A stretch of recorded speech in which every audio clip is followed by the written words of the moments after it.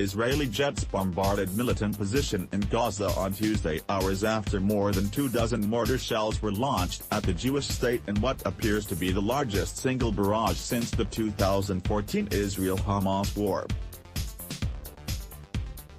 The Israeli military said no one was hurt by the 25 mortar shells launched into its territory, as most were intercepted by its Iron Dome missile defense system, although one of them landed near a kindergarten shortly before it opened.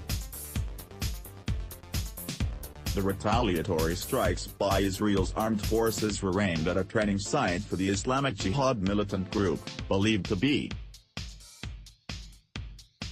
behind the Tuesday mortar barrage with the approval of Hamas, the Associated Press reported, citing security officials in the Gaza Strip.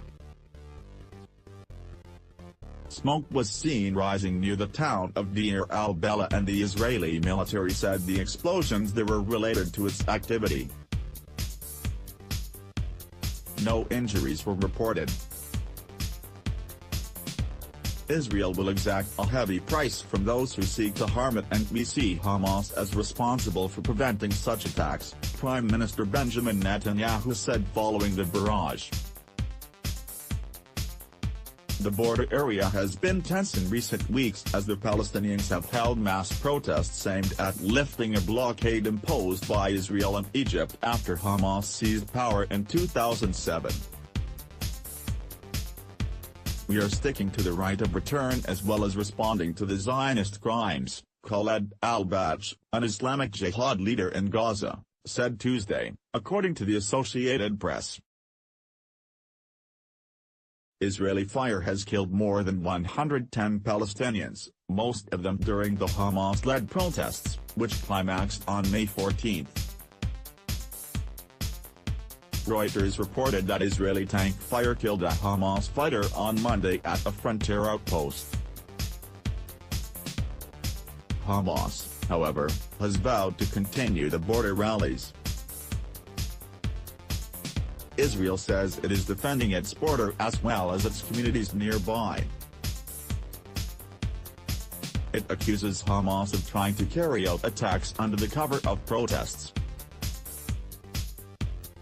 Ismail Radwan, a Hamas official, said Tuesday's barrage proved that the resistance is capable of hurting the occupation, and it proved this today by responding to its crimes.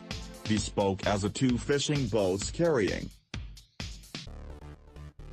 students and medical patients set sail out of Gaza City's port, aiming to break 11 years of naval blockade that Egypt and Israel imposed after the militants violently took control of the coastal territory.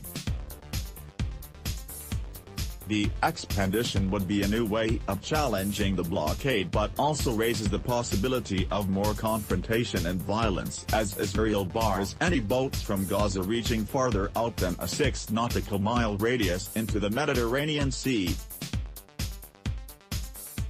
Hamas acknowledged it was mostly a symbolic act. It also marks 8 years since Israeli commandos raided the Gaza-bound aid flotilla, killing 9 pro-Palestinian Turks and sparking an international outcry against the blockade. In southern Israel, angry residents complained to the Associated Press about how vulnerable they felt after 15 years of rocket fire threats from neighboring Gaza. Adva Klein, a resident of Kibbutz Kfar Aza, said she only got about 2 hours of sleep because of the frequent incoming fire and the sirens warning of them. Other residents reported machine gun fire from Gaza as well. "It's been a really scary morning," said Adel Ermer, a resident of Kibbutz Nirim.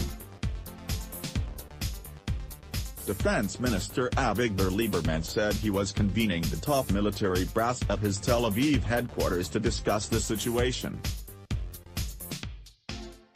The Associated Press contributed to this report.